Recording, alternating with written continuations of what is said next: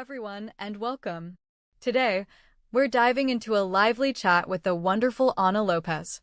We'll be touching on a bit of everything politics, family life, finances, and much more. So sit back, relax, and let's jump right in. Here we go. Good evening, you guys. And I like to call this the Empowerment Show, but this evening we're not going to do that. We're going to start off with a new show. We're going to have Anna Lopez, and we're going to hang out with Anna Lopez. As always, we like to have some things to be grateful for. So, as you pretty much know, my father had recently passed. And it's not that I'm grateful for his transition, but I'm grateful for the time that I and the opportunity that I got to spend and learn more and more about him. So to my father, I say Ashe, Ashe. And hopefully he made a peaceful transition. Now, let me go ahead and bring in Miss Lopez. Better yet, the Lopez family. Good afternoon, and how are you guys doing? Good afternoon. Hey, say hi. Hi. Everybody can hear me well? You good? Yes. Yep, we can And hear you. Outstanding. So, Ms. Lopez, I understand this is your family. You want to introduce everybody, please? Yep, this is my son Matthew Lopez. He is in fourth grade in what you can tell him. Tell him what school you're in. I'm in Cleveland Intermediate School. a clear on intermediate school. Yeah, I'm Pocono Mountain, and he is actually doing a dual program, half in school and half cyber. Okay. And this is my husband Hector Lopez. Hello, Hector. How are you, young man? that's good. I'm good. Good. I can call you young man. Trust me. I'm much older than you, so it's easy for me to do that. Hey, we're all young. Don't worry, we're all young. It's true. Yeah. Well. So, Miss Lopez, what is your what is your profession? What do you do? Well, I'm a business analyst, and I retired to be home for a while with my babies. I haven't done that in a long time. I've been elected to the school board for the past 4 years and reelected this year. And right now, I'm looking to run for Pennsylvania representative. I felt that there's a big calling. My community wants me to run, and I wanted to empower Pennsylvania, and your platform was a perfect place to start. Well, it's your platform now. So, what we are going to do, this is what we are going to do. We're going to give you an opportunity to and your family to introduce what it is that you plan on bringing with this with your candidacy as a politician, and who do you plan on running against? Wow. Well, what I want to do is, for a lot of people who don't know me, I am from Pocono. I'm a mom of five kids. I have three grandchildren, and like so many parents, my heart beats for their future and the future of every child in our district. And serving as a school board director, when I first started, I quickly learned that leadership means listening. Uh, and to the parents about like their bus routes. It all started with the school board when they were outsourcing, and I was a big advocate on that. And they came looking for me and said, "Anna, we need you to come and help us to help lead and to try to save the program or build a better program, make sure that our voices are heard." So when they did come in to elect me at that time, I believe I absolutely, kept that promise and found a lot of things going on that needed to be improved. And I needed to find a way to help do all those things without being irresponsible to the taxpayer, but still promoting their education, making sure that they get everything that we want, that we could possibly get from every penny that we have. Exactly who I'm running with. People ask me all the time, like, Anna, why are you going to run? Who are you running for? I mean, against. And I just got tired of watching decisions being made about our families without including our families. And one of the big things I found is that um, there weren't that much of an outreach of like what are the issues, if people know about the issues, if they ever walked in the shoes of people who've had the issues. So I just saw these policies hurt the students, small businesses, and politicians just give themselves credit for doing nothing. I believe Harrisburg needs fewer career politicians and more people who actually live what they legislate. When the buses don't run, when schools are underfunded, when groceries cost too much, I feel that too. I'm running to make sure government works for us, not the other way around. Some of my core beliefs and values are our integrity. I talk a lot with my hands. So it's integrity. I want to do the right thing even when no one's watching. Family, every policy should strengthen the family and to protect our children. There's fiscal responsibility where you want to spend public money as carefully as if it was your own. Because remember, if we do raise taxes or we spend things, it's going to be the responsibility of us as homeowners. We have the most burden on funding our schools and our local municipalities and such. And if you raise those taxes or spend that money, that means you're going to take food off my table, clothes off off of my children's back, and shoes off my feet. So we have to be very, very responsible in that, yeah, in that area. Transparency. I need to let people know and see how we've made these decisions. And unity. We can disagree without dividing. And when you lead with these principles, and trust follows with that, because you're open with all of these together makes this base of it makes such a foundation that's so strong that no one can tear that down. And I believe that that's how we should do politics today. We need community voices. Each week, I would love to highlight a story from someone in the district, a teacher, a student, or a business owner to shine the light on their experiences. This is so that the parents can feel, who feel unheard, have a space where they can be heard, and for them to know that their voices do matter. That's why I brought my family, my son and my husband, into our show today, so that we could hear a little bit about what they see in the vision of their future, what they feel is most important right now for them. Um, and that's where I see Pennsylvania, where our children really don't have to leave home to find success, where schools and businesses can grow side by side, and where government feels like a partner and not a problem. The person I'm running against is Maureen Madden in the 115th district. She's been there for a very long time, and as I said, the career politicians is something that we don't need at this time. Hi, my baby. So I wanted to see, Matthew, um, what is it that you feel that your school has that you wish that all the other schools in Pennsylvania would have? I think that all the other schools should have free lunch. Why do you think that's important? Cause like the kids need to be fed, Mhm. and like some families are broke and poor, so and like sometimes the family can't feed the children, and like yeah, that's it. Yeah. Do you like your school food? Yeah. What's your favorite meal in school food?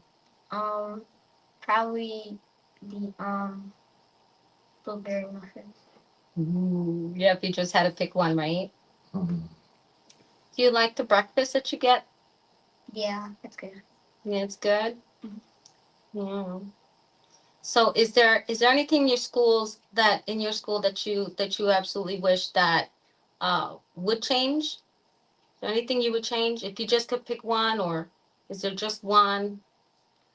I think that like um, I don't know. I mean, the school is kind of good. I mean, there's nothing really to change. Yeah, I would agree.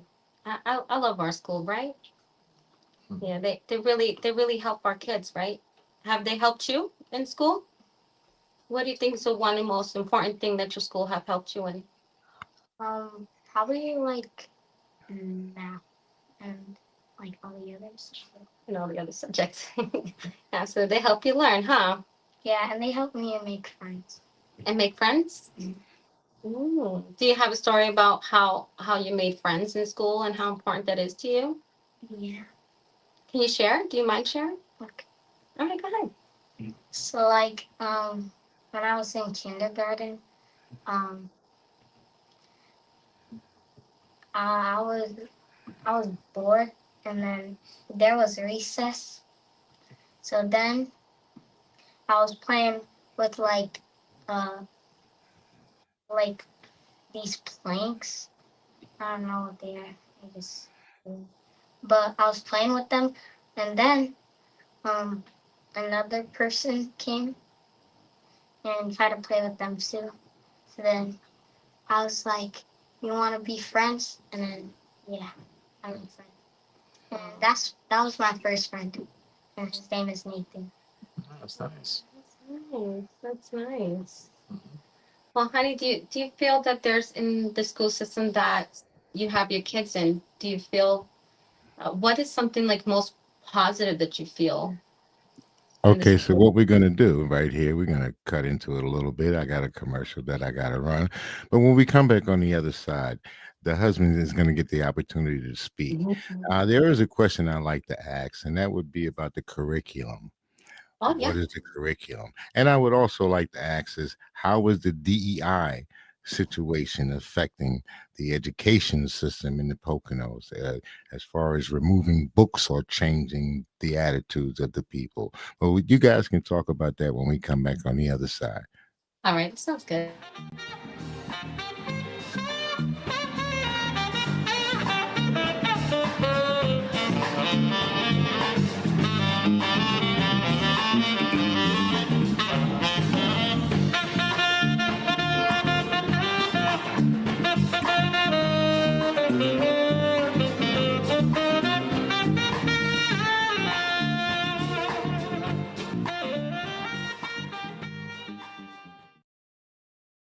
Diversity, equity, and inclusion. So how like our environment of our student, how our environment is created versus the students, with the students and how we make everyone feel at home, things like that. Um, All right, we're back now with the Lopez family. The question was brought to them about DEI and how it affects us in pretty much with the curriculum of the educational system in the Poconos and whether or not they're removing books, et cetera, et cetera. So actually, the question was brought to Mr. Lopez. So, Mr. Lopez, you oh, have the floor. Yeah. I don't know too much about DEI really. My wife the one knows everything. She's the teacher, the instructor, the leader right now. Yeah. All right. Well, let me tell you what DEI actually stands for. It stands for being diverse, which means everybody, right? You're one particular ethnic group. I'm another particular ethnic group, and or a certain religion, and we're kind of all together. So that's where the inclusive and the diverse part, and then equity. All resources should be the same for everybody. True. Your child, my child, everybody's child, no matter where they're at, they should also receive the same amount of resources. Of So course. that's where the DEI comes in at, and then you can take it from there. I tell you what, Pokemon is very good in a few things, you know. So they go to school's good. You know, my kids love the school, and I don't see no issues really that I know about.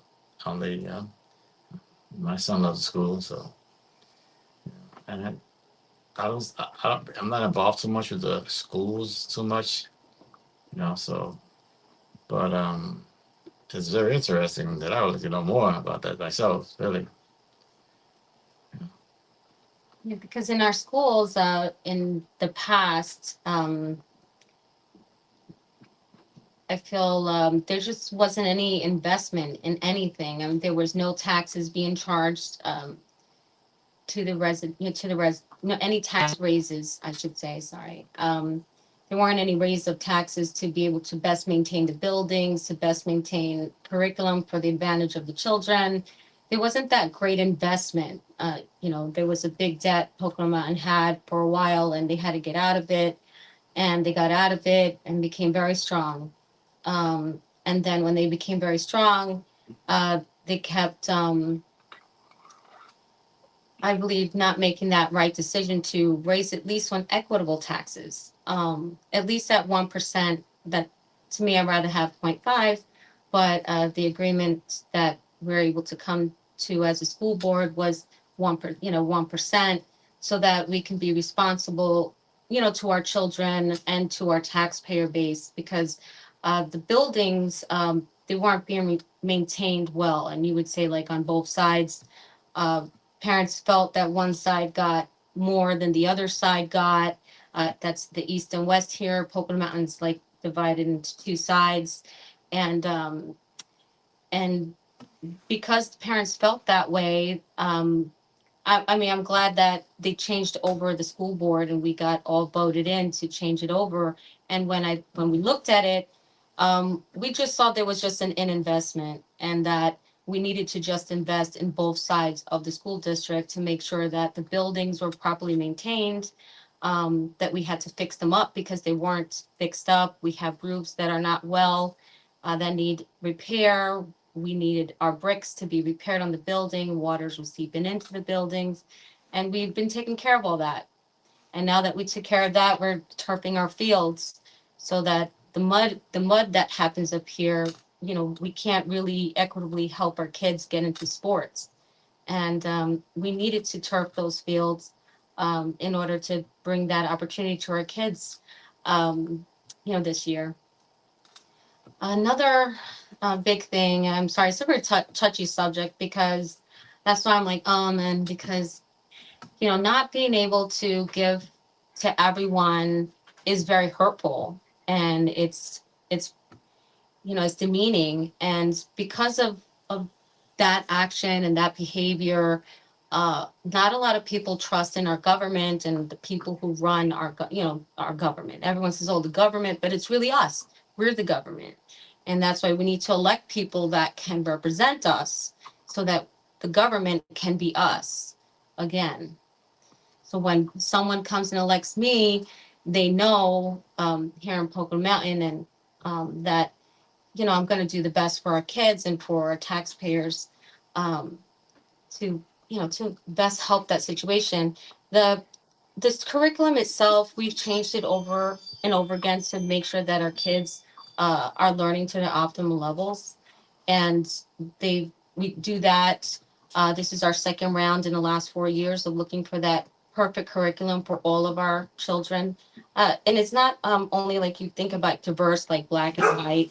It's not just black and white. It's more about our different learning styles, like of our auditory and our visual learners, our tactile learners, our um, all in all the scientific evidence that shows how we learn.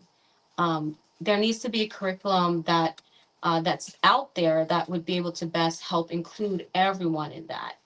And that's what we've been testing and finding, if the systems, because when you get an advertisement of something, it sounds great, but now let's put it to practice and see what we get. And we put them to practice, and we didn't like some of the results we were getting, so we changed it again. Our curriculum is online. You can see whichever grade your child's in. You can see exactly what they're learning, and when they'll be learning it approximately. You could always message your teacher to find, where are they in that curriculum lineup. But it's all publicly placed on the Pocono Mountain website. And that's something I wish all Pennsylvania schools would have, that it's that transparent, that this is what your child is learning. And it's even more at a parental grip, that you can just look it up and you can ask questions to the teacher and see where your child is, so you can best accommodate them at home. Because learning, I believe, starts at home too. We're partners. The teachers and us as a family, we're partners in that. And in order to be partners, we both have to have the same information. So if teachers are teaching this, then I should know that they're teaching it, and then I can also, compound it with my child, and like, okay, they're learning about African studies, then I can go somewhere to visit or to add to that life curriculum and make it real for them. You know, an everyday life experience, should accompany that education, and it comes from home. There's not much schools can do. But if schools are not transparent in that way, then we can't really be inclusive. So that's one of the big things that I've done at Pocono Mountain, to ensure that we're all on that same page. Okay, so here's another question. Since you were touching on the taxes, I'm a 65-year-old, 66-year-old senior, and I'm also a veteran. So here's the thing about the taxes that really kind of just bothers me. I just like to know what someone can do as a state representative, at least to kind of make some noise. So here, as long as I pay these property taxes, I never truly own my home. It's kind of like if I went out and bought a car and I paid the taxes on it. Once I finish paying for the car, I own it. I don't pay any more tax on it. If I go to the grocery store, I buy some candy, I pay the tax on it, I own the candy. I don't continue to pay tax on the candy. So here it is, I purchase a home. Once I pay off the home, I have to continue paying taxes on this property for the entirety of my life. Mm. And I think something like that should actually be changed because it's not really fair. I mean, look, if I paid taxes into the school system for 30, 40 years, give me a break too. I mean, everybody else is getting a break. The rich people are getting the breaks. The businesses are getting the breaks. Everybody's getting a break except for the average working Joe, the person Mm. that has retired now. Because once you retire, you really don't have an income anymore, and everything goes up every year, the prices of this, the prices of that, and there's no offset as far as the taxes are concerned. So my question is, what do you think about that, especially particular to the property taxes? Mm. Well, what I believe is that we should tax the wealthy. Here in Pennsylvania. Very similar policies that going up all around the country, especially at this time that we kind of have open eyes um, to how our taxation system has been broken for just way too long. And as a PA representative, when I'm elected, I would fight for that. And the way I would fight for it is really first analyzing our representatives that are all going to be voting on this particular bill. Um, work through the committee, and then try to get it on the floor so that the House can bring it out, and then work on the Senate side. So staying still is not an option. Just sitting behind a desk and being behind a computer is not something that's going to make this happen. Uh, and if um, and if that still doesn't work, then we're going to have to go and recruit in those areas to replace those representatives to get what we need. Because what we need as a community, as you said, was a replacement of not a replacement of taxes, but at least an alleviation. Because the burden is so hard on us, that is too hard on us, and it's breaking our families apart. The divorce rate is never going to go up in this country, is never going to go up in this country so that families can stay together because of the stress that is happening with the squeeze of our middle class working families. We're just squeezed too tight. So it's not fair that someone who makes over $1 million is paying less on taxes than we are, as people who are, I say we, like me, normal person that doesn't make over $1 million a year. Um, and especially in Pennsylvania, for all of Pennsylvania, this would help all of us. Like you said, there's many of us here in Pennsylvania that are on, tight restraining incomes. There are, lots of disabled people. There's all different kinds, all different backgrounds, and even working, like I said, working families. We're very tight. Prices are going up really rapidly, and there's nothing that we can really do about it as much as with our voice and voting for the right people that will get those jobs done.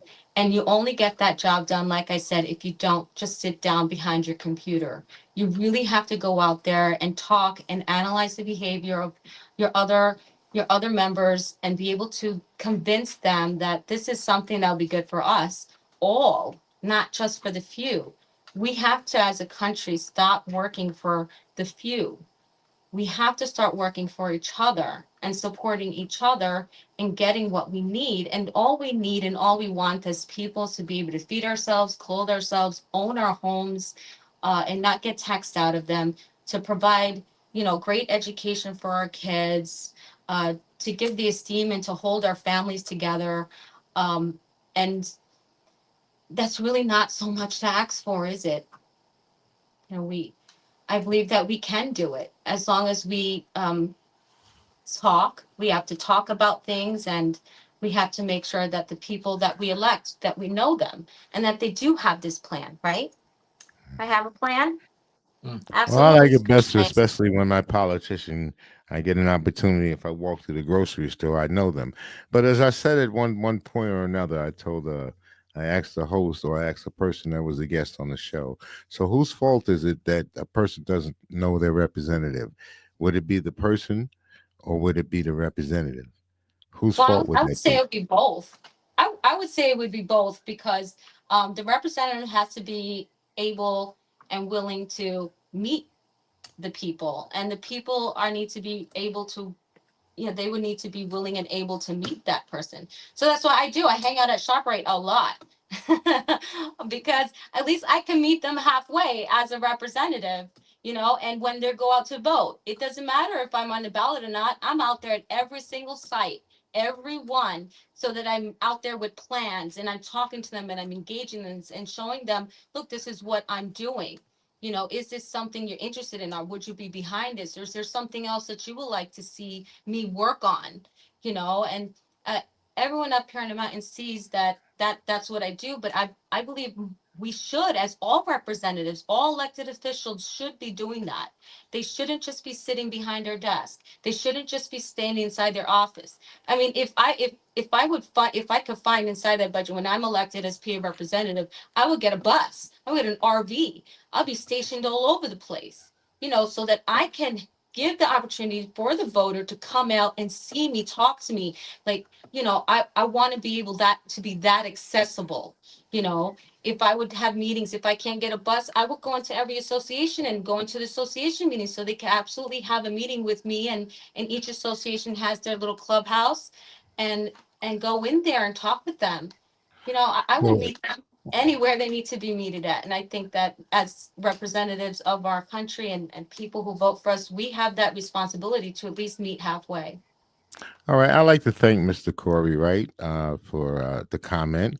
As you can read at the bottom, please read the comment and then you can comment on it. Well, can I see it? I don't think I can see it.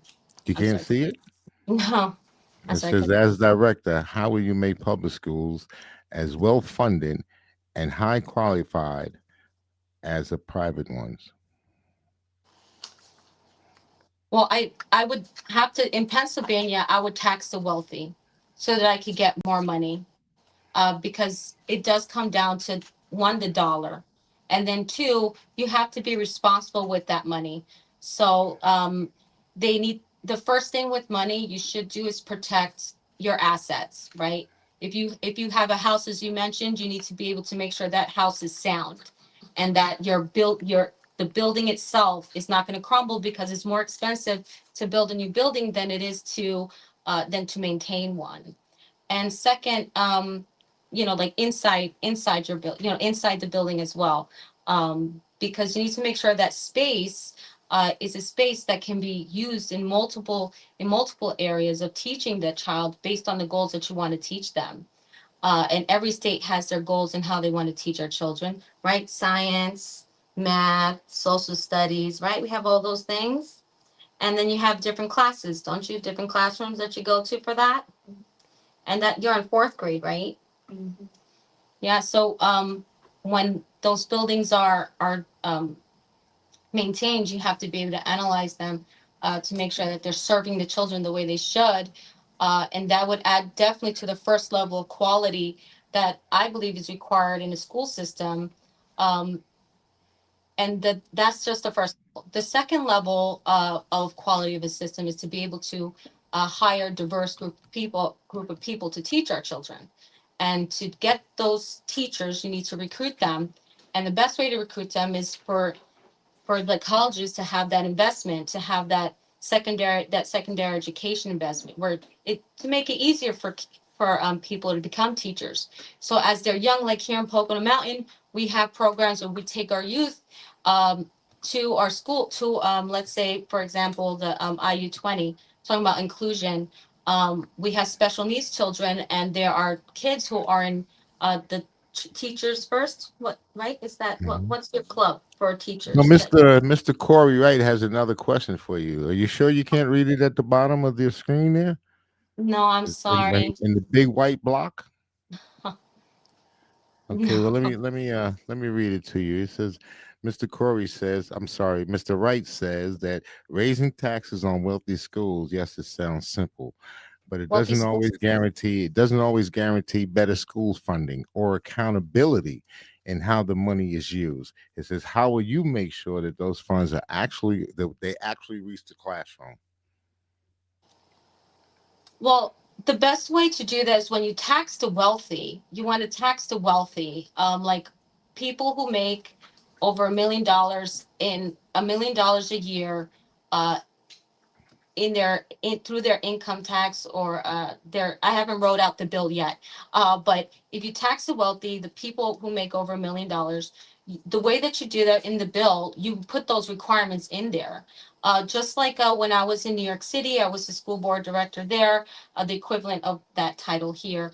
And but before I was that, I fought for a program where it's called a lead teacher program. And in that contract, we put in family school partnerships as a requirement that if you take any of these teachers, these lead teachers into your schools, and these are the three things you got to do in order to keep them or to even have them, and then to keep them, you have some data that you needed to provide in order to keep that program within your schools, because this is an extra resource that they're attaining at their schools for their children. So I would add that into that bill, that anyone who does take these funds to their schools, they would actually have to follow these three things. Like that's when I started to go from the first level. I would say there's three levels that will go to quality education. And that's just talking about that first level of assets, and you have the second level of um just quality teachers. And you want to build those teachers, so you need programs that would be able to best support them, because you have to grow them. Teachers are not just born, they have to, they're created. So a student like Matthew, he's fourth grader, he would, in Pocono Mountain, which I would love to duplicate in other schools, and like I said, I would add that to the bill. um, you would have them start, this club of future teachers, so that the kids are interested in becoming a teacher or want to know about the teacher's life. We start them here, at first grade. They get into a club after school for a couple of hours, and they get to learn about a teacher's life and see if that's something they're interested in. It goes all the way through. And in high school, we bring them to the IU 20 for special needs, and they get to see if they would like to be a special needs teacher. And they Mm. have and they experience for a day, they experience what it is to be this type of special needs teacher. And there's all different types. And it's a wonderful, wonderful event that happens at our IU 20 that our teachers in Pocono Mountain volunteer to do, to help and develop our teachers of tomorrow. Okay, I got a question for you, Mr. Lopez. Raising a family here in Pennsylvania and under this administration, especially the type of environment that we're living in, how do you feel about the ICE agents and maybe them coming into your school or into your neighborhood? How does that worry you? Do you feel like it's a problem? Yeah, of course. It wears the whole world, of course. I mean, I don't want high stakes to go into my son's school and I'm not around, and then they might think we Spanish, so they might think that he's, behind no papers, and they might take him, and only then they don't even know, because they're not taking Americans, they're taking Americans. Even though if you were born here, and whatever, they're taking you. They don't care who they get take. So it's really scary. It's really scary. Yeah, Mm. it's really scary.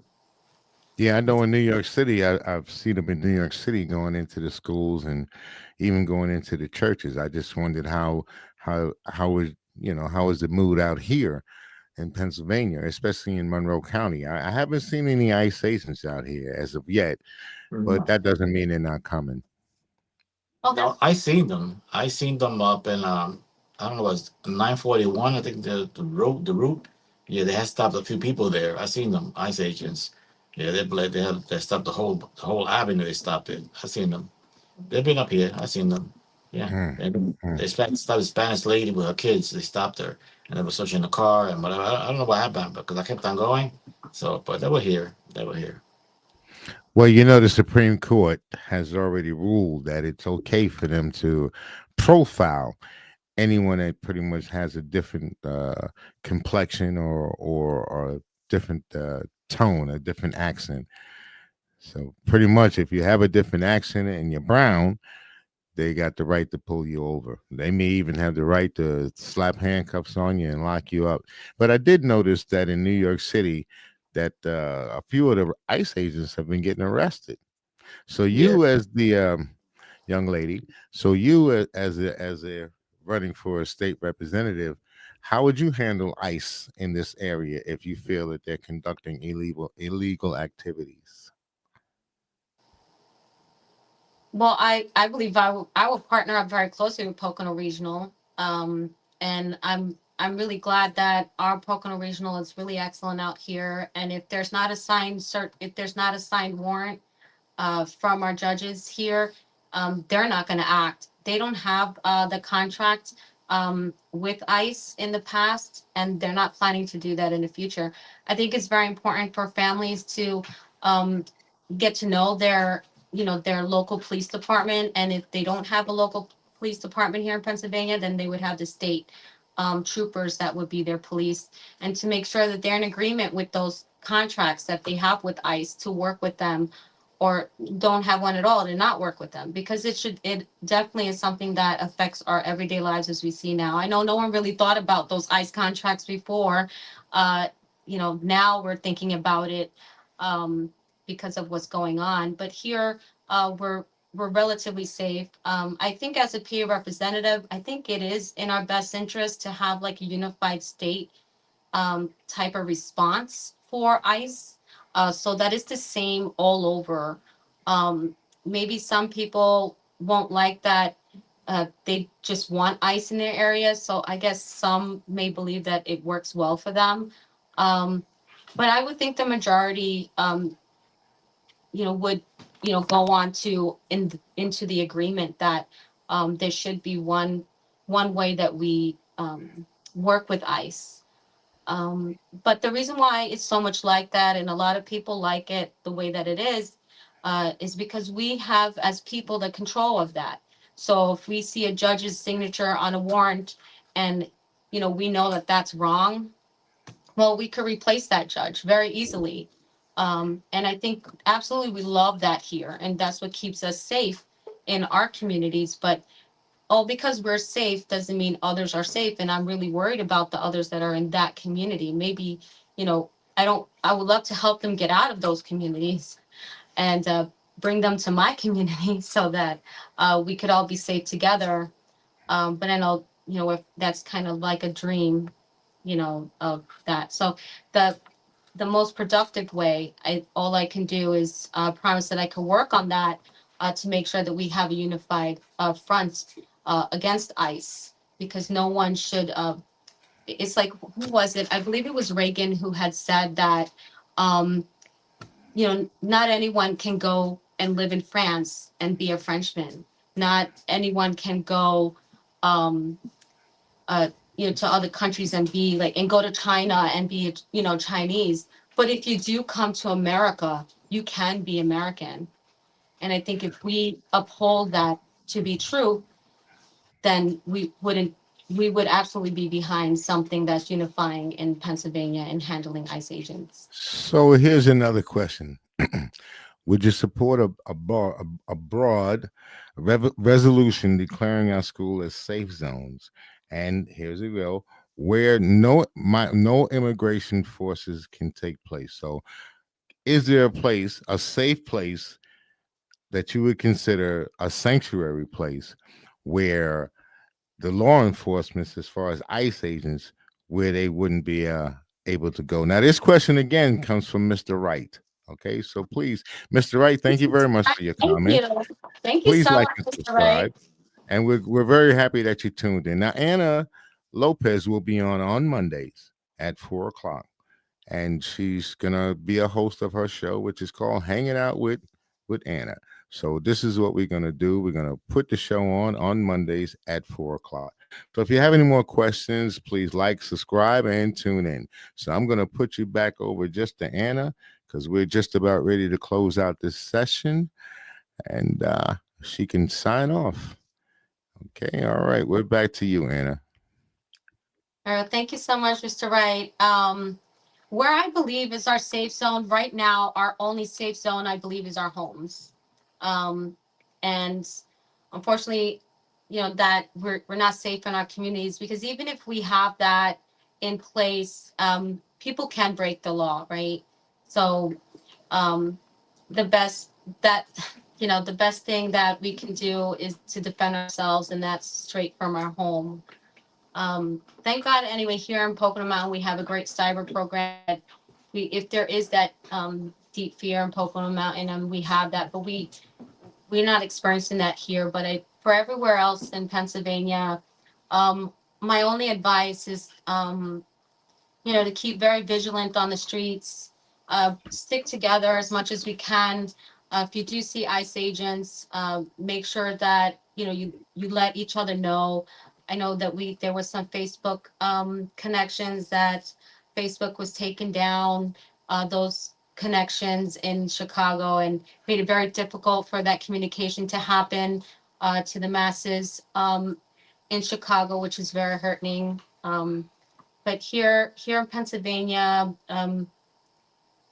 maybe there should be a solution to brainstorm that, a place where all of us can really communicate cross the ways, in a way that it's not owned by anyone per se, because these private corporations can do all we want. So maybe we need um, a public domain of somewhere where we can all communicate freely, um, in this new realm of our communications with cell phones and things of that nature, where we didn't have before, because Pennsylvania is kind of stuck in the 1930s. Um, I think, just brainstorming right now, I think that would probably be a really good idea, to best help us be safe from now and in the futures. Maybe if we had a connecting communication source that was owned by the public. Okay, there it is. This is the Lopez family. Thank you guys very much for tuning in, Mr. Lopez, young Lopez, and Mrs. Lopez. Please Thanks. remember that Anna Lopez will be having a show. Her show will be on at 4 o'clock, and that comes on Monday. Again, I like to say thank you to the Lopez family for showing up and stepping up to the game. So again, my name is Kendall Stevenson. I'm generally the host, and I'm also the CEO and the producer of the PA Empowerment Network. So please tune in and make sure you like and subscribe. As always, Ashe and peace.